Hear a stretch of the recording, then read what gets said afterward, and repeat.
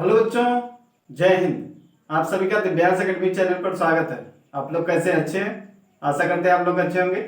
तो हमारा टॉपिक चल रहा था बहुपद, पॉलिनोमियल। ठीक है, तो इसमें हमने प्रश्नावली 2.1 के इंट्रोडक्शन वीडियो को देखा, फिर प्रश्नावली 2.1 का सोल्यूशन देखा।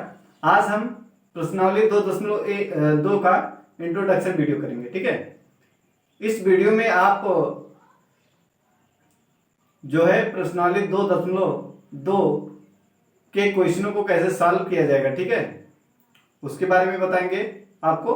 और ये जो आपका 2.2 के लिए जो पॉइंट है, ठीक है, उसके बारे में बताएंगे, क्या चीज हमें पढ़ना है, और फिर उससे संबंधित एग्जाम्पल भी किया जाएगा।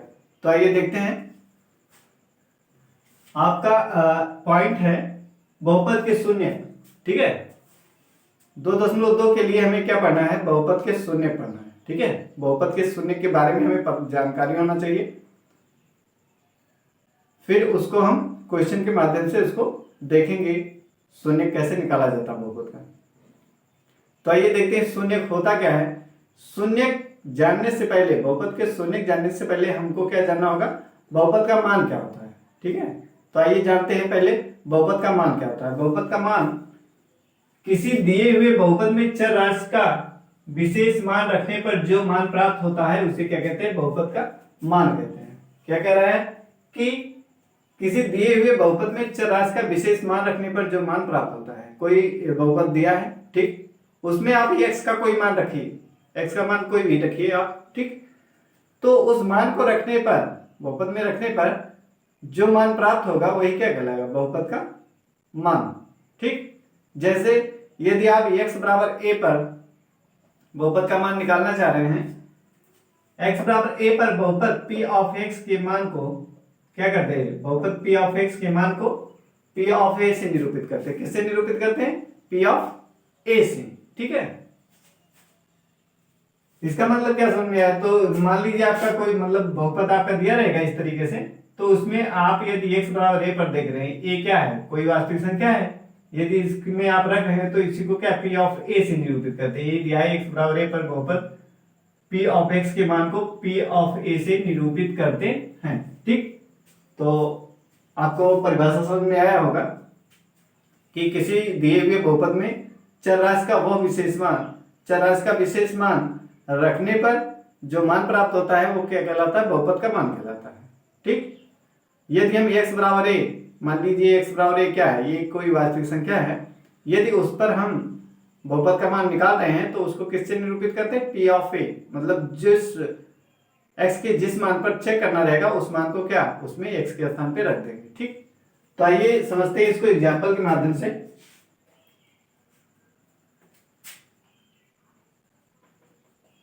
मान लीजिए आपके पास कोई बहुपद दिया है 2x² माइनस x प्लस 1। ठीक, ये आपका दिया है। तो इसमें हम देखेंगे,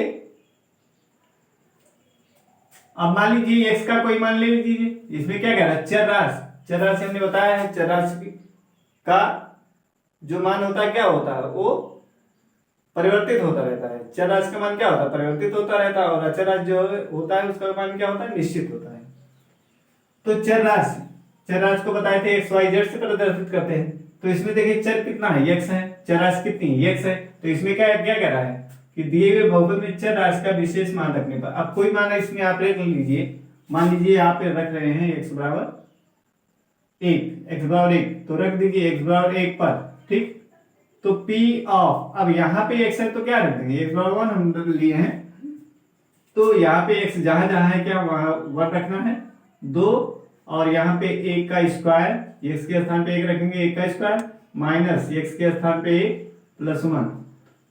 अब ये कितना आ जाएगा? ये 1 का 1 की घात 2 कितना होता है? 1 गुणे 1 हो गए 1 आ जाता है। ठीक है, ये 1 हो गया, तो ये हो जाएगा 2 1 के 2, कितना हो गया?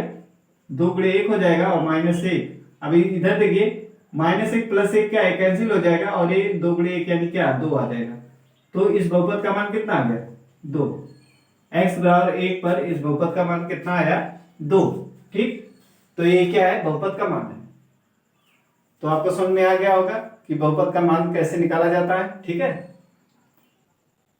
जिस क्वेश्चन में जिस एक्स के जिस मान पर, चर राशि के जिस मान पे आपको निकालने के लिए कहेगा क्वेश्चन, उसमें हम क्या करेंगे, बहुपद का मान ज्ञात करेंगे। ठीक है, अब आती है बात बहुपद का शून्य क्या होता है। बहुपद का शून्य क्या होता है, इसको जानते हैं। बहुपद का शून्य, ठीक,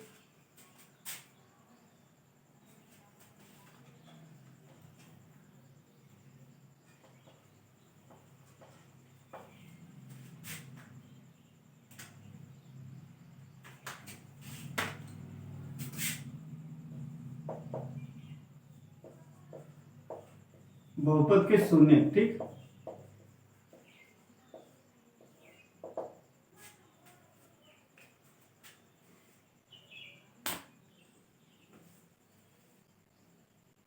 तो इसको देखेंगे।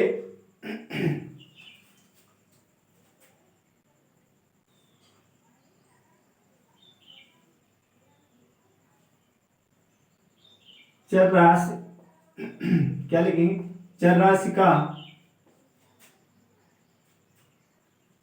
वो विशेष मान, चर राशि का वो विशेष मान,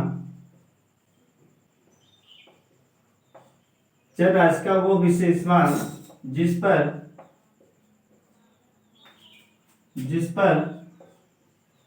बहुपद का मान क्या हो जाए, शून्य हो जाए। इस पर बहुपद का मान क्या हो जाए, शून्य हो जाए। चर राशि का वो विशेष मान जिस पर बहुपद का मान शून्य प्राप्त होता है, बहुपद का मान शून्य प्राप्त होता है, वह उस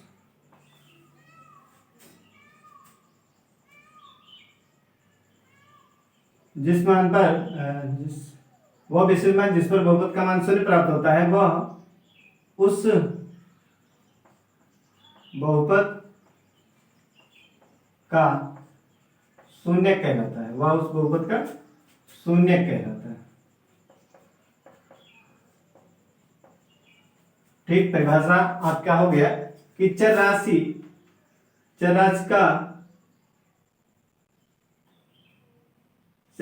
का वह विशेष मान, ठीक है, चर राशि का वह विशेष मान जिस पर बहुपद का मान शून्य प्राप्त होता है, वह उस बहुपद का शून्य कहलाता है। ठीक है, क्या कहलाता है, बहुपद का शून्य।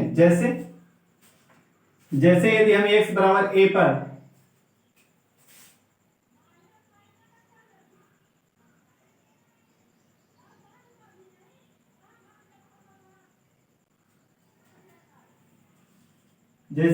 x बराबर a पर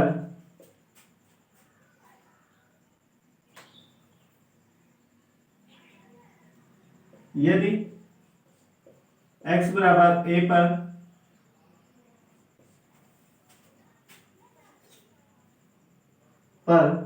f ऑफ a बराबर क्या हो जाए, ठीक, f ऑफ a बराबर क्या हो जाए, 0। ठीक, यदि x बराबर a पर f ऑफ a बराबर क्या आ जाए, 0 आ जाए, तो x बराबर a क्या है, दिए गए बहुपद का शून्य है। x बराबर a दिए गए बहुपद का शून्यक होता है, शून्यक होता है। ठीक है, यदि x बराबर a पर f ऑफ a बराबर क्या हो जाए, 0 हो जाए, तो x बराबर a दिए गए बहुपद का क्या होगा, शून्य। ठीक, क्या कहलाएगा, दिए गए बहुपद का शून्य होगा। यहां तक आपको क्लियर होगा। ठीक है, तो हमने देखा बहुपद का मान क्या होता है, इसके बारे में समझा, और बहुपद के शून्य, तो हमने इसमें देखा चर राशि का वो विशेष मान जिस पर बहुपद का मान शून्य प्राप्त होता है, वह उस बहुपद का शून्य कहलाएगा। यदि x बराबर a पर f ऑफ a बराबर क्या हमारा 0 हो, तो x बराबर a पर दिए गए बहुपद x बराबर a क्या होगा, दिए गए बहुपद का शून्य होगा। ठीक है, तो आइए इसको एग्जाम्पल के माध्यम से समझते हैं। एग्जाम्पल जैसे हमारा दिया है x² plus p of x बराबर दिया आपका x² प्लस 2x प्लस 3। ठीक, ये दिया आपका, तो इसमें आप रखिए x बराबर 1, x बराबर 0 पर इसको देखिए, पहले x बराबर 0 पर देख रहे हैं, ठीक। तो p ऑफ 0, जहां जहां x है क्या 0 रख दो, तो 0 का स्क्वायर प्लस 2 गुणे 0 प्लस 3, तो कितना आ जाएगा, 0 आएगा ये 2 गुणे 0 यानी 0 प्लस 3, तो कितना आ गया 3, ठीक। हमने 0 रखा है इसमें, तो क्या आ गया 3 आ गया। अब ये 3 क्या है, बहुपद का मान है, 3 क्या है, बहुपद का मान कहलाएगा, ठीक है। हमने x को रखा है इसमें बहुपद में, तो ये जो मान बनाते हैं क्या है, बहुपद का मान कहलाएगा। और यदि अगर देखेंगे तो x बराबर 0 पर ये क्या है, x बराबर 0 इसका क्या है, शून्य नहीं है, ठीक। x बराबर 0 क्या है, इस बहुपद का शून्य नहीं है। अतः तो लिखेंगे चूंकि x बराबर 0 पर f of a not equal to 0, ठीक। अतः x बराबर 0 क्या है, शून्य नहीं है, ठीक है। ये क्या है, शून्य नहीं है, ये क्या है, शून्य नहीं, क्योंकि 0 हमने रखा है इसमें तो बहुपद में, तो ये 0 नहीं हुआ, 3 आ रहा है इसका मान, ठीक है। तो ये तो बहुपद का मान आया है, और ये x बराबर अगर 0 हो जाता तो क्या कहते हैं, ये बराबर 0 क्या है, इस बहुपद का शून्य है, इसलिए x बराबर 0 क्या है, शून्य नहीं है। ऐसे और देखते हैं, x बराबर मान लीजिए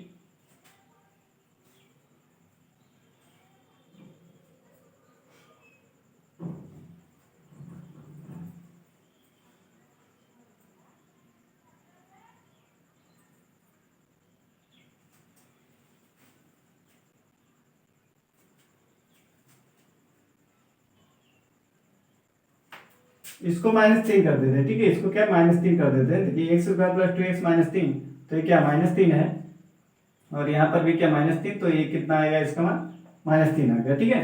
अब x बराबर 1 पर देखिए, x बराबर 1 पर रख के देखिए, x बराबर 1 रखेंगे तो p ऑफ 1 बराबर कितना आ जाएगा, 1 की घात 2 प्लस 2 गुणे 1 -3, ठीक। कितना आएगा ये आ जाएगा 1 की घात 2, कितना 1 ही आएगा, और 2 गुणे 1 क्या आएगा, 2 आएगा -3।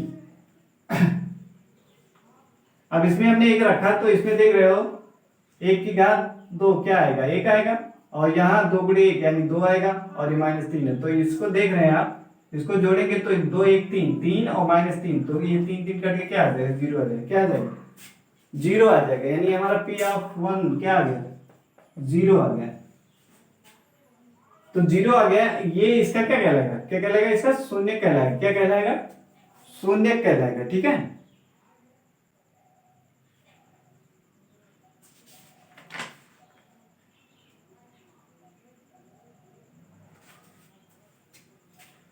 तो अतः हम लिख सकते हैं, अतः x बराबर 1 बहुपद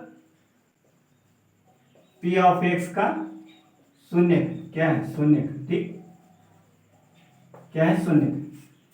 तो ये बात आपको क्लियर हुआ होगा कि यदि हम x का कोई मान रखते हैं, यदि बहुपद हमारा क्या हो जाए, शून्य आ जाए, उसका बहुपद का मान क्या आ जाए, शून्य आ जाए, तो कहेंगे वो क्या है, वो x का मान क्या है, उस बहुपद का शून्य है। यदि शून्य नहीं आता है तो क्या होगा, बहुपद नहीं होगा। जैसे यहाँ पे -3 आया था, तो ये क्या, x बराबर 0 क्या बहुपद का शून्य नहीं है, ठीक। तो इतनी बात क्लियर हुआ होगा आपको। अब आगे चलते हैं,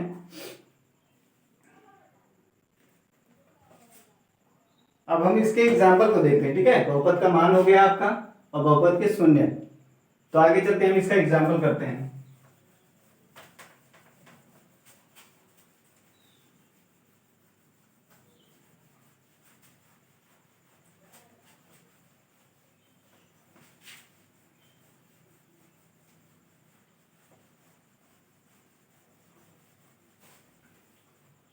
कुछ बातें इसमें और जानिए।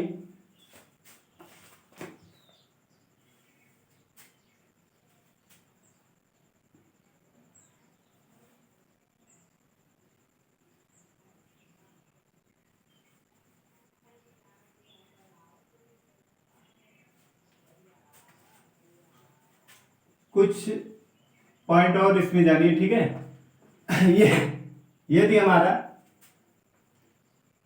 बहुपद n घात का है, यदि हमारा बहुपद क्या है, n घात का है, तो उसमें शून्यकों की अधिकतम संख्या क्या होगी, n होगी। यह बहुपद हमारा क्या है, n घात का है, तो उसमें शून्यकों की अधिकतम संख्या क्या होगी, n के बराबर होगी। ठीक है, तो इसको नोट कर सकते हैं, n घाती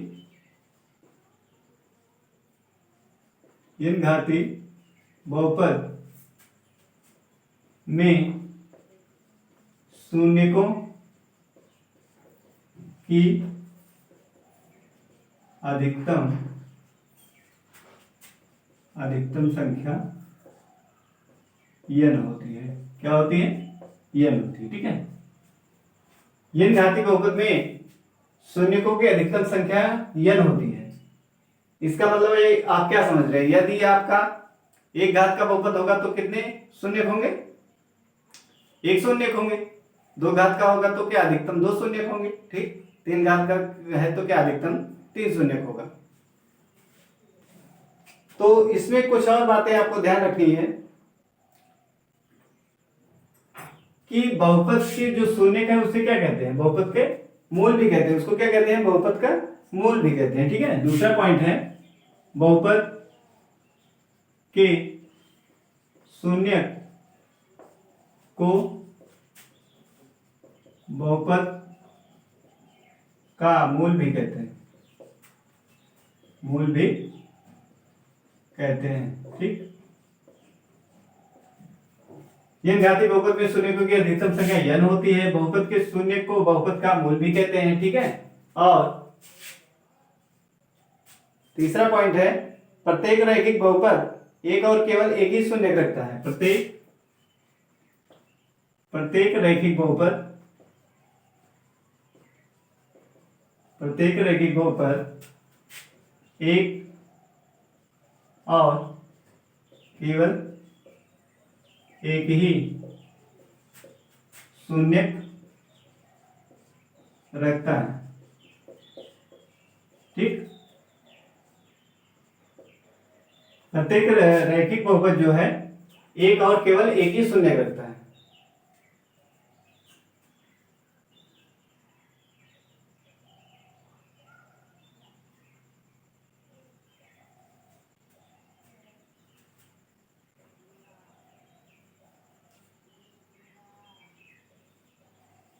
एक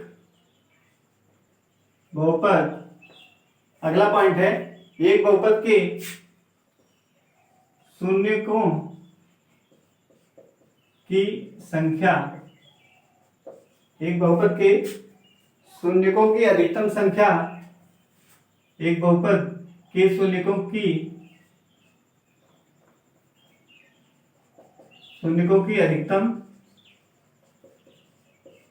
अधिकतम संख्या,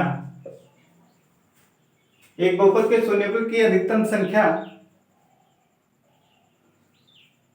इसकी घात की क्या होती, बराबर है एक बहुपद के शून्यकों की अधिकतम संख्या बहुपद की घात की क्या होती, बराबर होती है संख्या बहुपद के घात के बराबर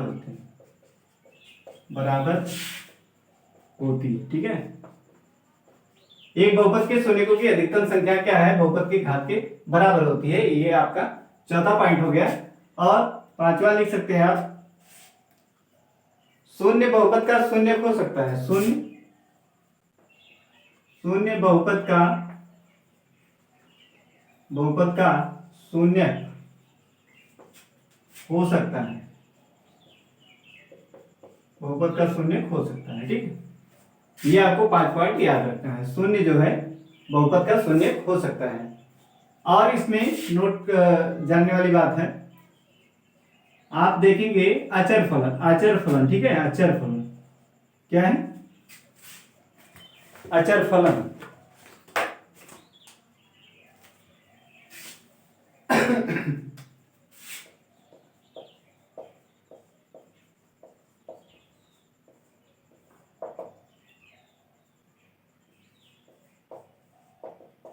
अचर फलन आपको बताए थे। अचर फलन क्या होता है, जिसमें चरराशि की अधिकतम घात क्या होती है, शून्य होती है। वह बहुपद जिसमें चरराशि की अधिकतम घात क्या शून्य होती है उसे क्या कहते हैं, अचर बहुपद कहते हैं। ठीक है, जैसे 5 आपका लिखा होगा, या मान लीजिए आपका 3 लिखा हुआ है, ये क्या है? अचर बहुपद। इसको हम क्या लिख सकते हैं? इसको लिख सकते हैं 3 x की घात 0 लिख सकते हैं। इसको क्या लिख सकते हैं? 3 x की घात 0। ठीक,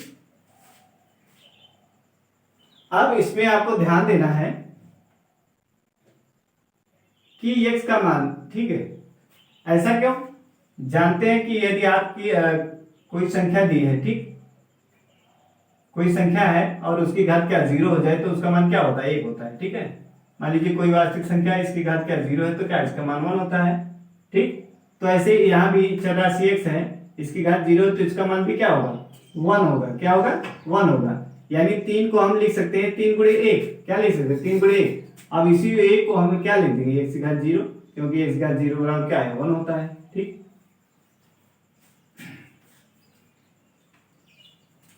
यहां मान लीजिए समथिंग की घात क्या 0, मतलब कुछ यहाँ लिखा है उसकी घात 0 तो क्या उसका मान 1 होता है। ठीक है, तो अब यहाँ पे आप देखिए x का मान आप कुछ भी रखिए, ठीक है, ये आपका अचर बहुपद है 3। अब इसमें x का मान आप रखिए, मान लीजिए 1 रख रहे हैं, x बराबर 1, तो 3 गुणे 1 की घात 0। ठीक, तो इसका मान क्या आएगा? 3 गुणे 1 की घात 0 क्या आएगी? आएगा, यानी क्या आ जाएगा? 3।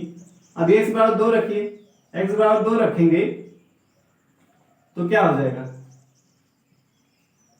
ये बहुपद आपका दिया है p ऑफ x बराबर 3। ठीक, तो p ऑफ 2 रख रहे हैं 3 और यहाँ 2 की घात क्या 0, x के स्थान में 2 रख रहे हैं तो ये कितना आ जाए? 3। अब 2 की घात 0 क्या है? कि आएगा बराबर क्या? 3। x बराबर 3 देख लो, तो 3 रख रहे हैं आप इसमें 3 और x 3 और x बराबर 3, इसकी घात 0। ठीक, x के स्थान में 3 रख रहे हैं तो ये क्या आएगा? 3 गुणे 1 तो क्या आ जाएगा? 3। ठीक, तो इसमें क्या आ रहा है? इसमें भी 3 आ रहा है, इसमें भी 3 आ रहा है, इसमें भी 3 आ रहा है। ऐसे x बराबर 4 देखिए, x बराबर 4 रखेंगे तो इसका मान कितना आएगा? 3 और 4 की घात 0, तो 4 की घात 0 क्या है? 1 ही आएगा और ये हो जाएगा 4, क्या नहीं 3 हो जाएगा। ठीक, 3 1 के 3 तो क्या आएगा? 3 आएगा। अब इसमें देख रहे हैं, इसमें सब में क्या 3 3 आ रहा है। ठीक, ये x का मान हम कुछ भी रख रहे हैं तो क्या 3 ही आ रहा है। इससे आप क्या समझ में आ रहा है कि अभी हमने देखा था कि x का मान अगर हम रख रहे हैं फलन में, बहुपद में, यदि हम बहुपद में क्या x का मान रख रहे हैं और यदि बहुपद का मान क्या हो जाता? 0 हो जाता, तो उस x के मान को क्या कहते हैं? बहुपद का 0 कहते हैं। लेकिन आप यहाँ पे देख रहे हैं हम इस अचर फलन, ये जो अचर बहुपद आपका अचर बहुपद, ठीक है, अचर सॉरी ये फलन नहीं है, ये अचर बहुपद है। ठीक है, फलन नहीं, ये क्या है? अचर बहुपद है, अचर बहुपद। ठीक,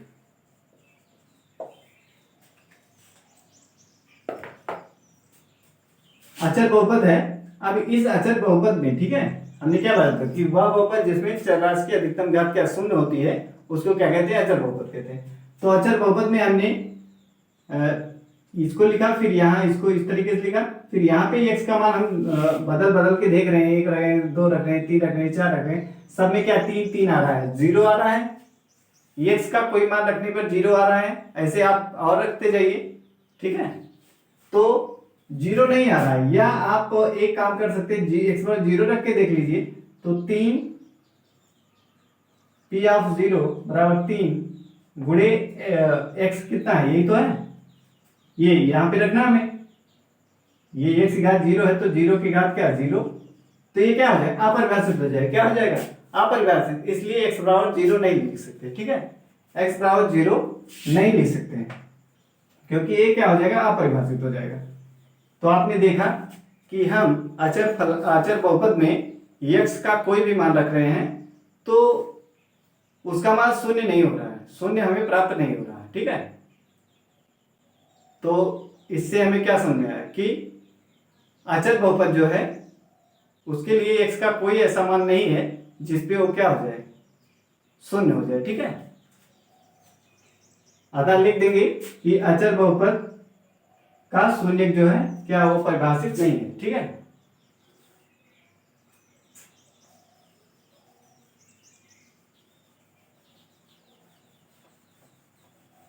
इसका मतलब हमने क्या समझ में आया कि अचर बहुपद x के किसी मान के लिए ये शून्यक नहीं देता है, ठीक है, इसका शून्यक विद्यमान नहीं है, तो लिख देंगे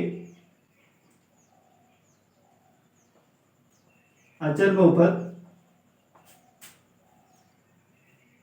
बहुपद में x के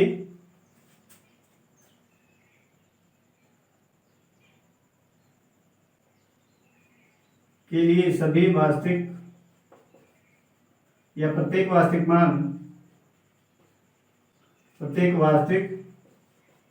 मान के लिए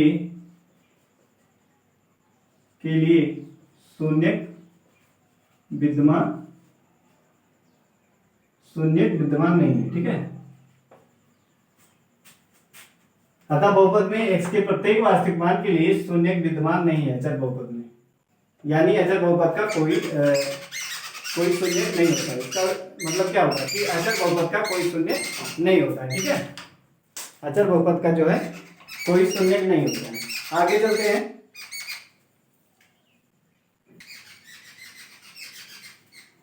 ये आपको समझ में आ गया होगा कि अचर बहुपद का कोई शून्यक नहीं होता, ठीक है। अचर बहुपद का कोई शून्यक नहीं होता है। एक इसमें और है, एक हमारा है शून्य बहुपद। क्या होता है? शून्य बहुपद, ठीक। शून्य बहुपद क्या है? शून्य बहुपद हमने बताया था कि ये क्या है, मान लीजिए जीरो ही एक ऐसा है जिसे क्या कहते हैं, शून्य बहुपद कहते हैं। क्या कहते हैं? शून्य बहुपद। इस जीरो को हम, यही क्या है, ये है शून्य बहुपद। अब इसको हम क्या लिख सकते हैं, 0 इंटू एक्स की घात 2 लिख सकते हैं, या और कुछ लिख सकते हैं, ठीक है जी। ऐसे कोई भी ले सकते हैं इस तरीके से। तो इसमें आप देखेंगे ये एक्स का मान रखिए, मान लीजिए पी ऑफ एक्स बराबर 1, यहाँ इसको लिख देते हैं 0 इंटू एक्स की घात 2। अब इसमें आप देखिए एक्स बराबर 1, तो पी ऑफ 1 बराबर क्या हो जाएगा, 0 इंटू 1 की घात 2 बराबर क्या, 0 आएगा। फिर एक्स बराबर 2 देखिए, पी ऑफ 2, तो 0 इंटू 2 की घात 2, तो कितना आ जाएगा, 0 और गुणे 2 दूनी 4, तो क्या आ जाएगा, 0 आ जाएगा। एक्स बराबर 3 देखिए, तो 3 देख रहे हैं, तो 0 गुणे 3 की घात 2, ठीक। तो इसको भी देख रहे हैं आप, क्या है, 0 गुणे 9 बराबर क्या, 0। मतलब x का, अब यहाँ 0 गुणे एक्स स्क्वायर लिखा है, तो x का मान आप कुछ भी रखते जाइए, इसका मान क्या आएगा, 0 आएगा, ठीक। क्या आएगा, 0 आएगा। तो इससे आपको क्या समझ में आता है, इससे ये समझ में आता है कि x के प्रत्येक मान के लिए, ठीक है, x के प्रत्येक मान के लिए शून्य बहुपद में जो है क्या, शून्य जो है विद्यमान होता है, ठीक है।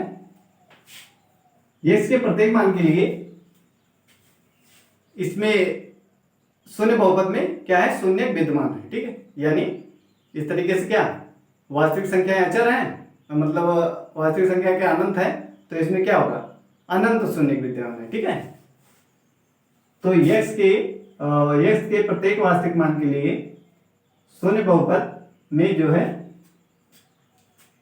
अनेक शून्य विद्यमान है, या अनंत शून्य विद्यमान है, ठीक है। तो ये भी समझ में आया। अचर में हमने देखा क्या, इसमें x के किसी भी मान के लिए जो है इसमें शून्य विद्यमान नहीं है, ठीक है। x के किसी भी मान के लिए शून्य विद्यमान नहीं है, लेकिन इस शून्य बहुपद में x के प्रत्येक वास्तविक मान के लिए इसमें क्या है, शून्य विद्यमान है, ठीक है। ये क्लियर होगा। अब हम एग्जाम्पल करते हैं। ये हो गया हमारा इंट्रोडक्शन वीडियो। अब इसमें हम एग्जाम्पल समझते हैं।